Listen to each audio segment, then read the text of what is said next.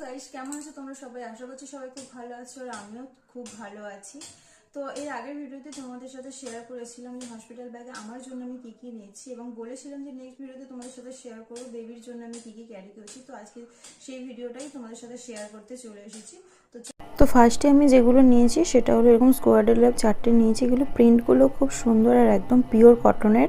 আর এগুলো আমি সুন্দর করে কিন্তু ওয়াশ করে নিয়েছি। তো তোমরা যারা নিউ মম আছো এগুলো কিন্তু অবশ্যই খেয়াল রাখবে, বেবির জন্য যাই কিছু নাও না কেন ফার্স্টে কিন্তু ওয়াশ করে তারপরেই নিয়ে যাবে।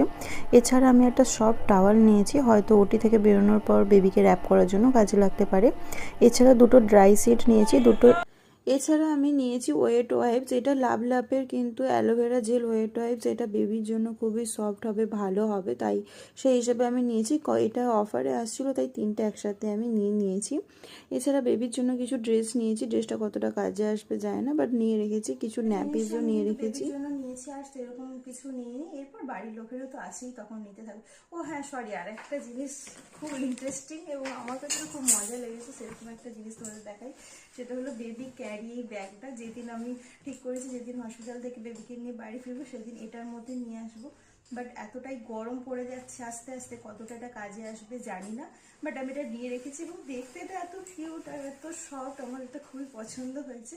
তো এরকম টুকটাক জিনিসই নেওয়া আছে। আরও কিছু ডাইপার টাইপের এরকম আরও কিছু অর্ডার করা আছে, সেগুলো এখনও আসেনি। তো সেগুলো আমি পরে ওটা লাস্টে প্যাক করে নেব। তো তোমাদের কেমন লাগলো ভিডিওটা অবশ্যই কিন্তু কমেন্ট করে জানিও।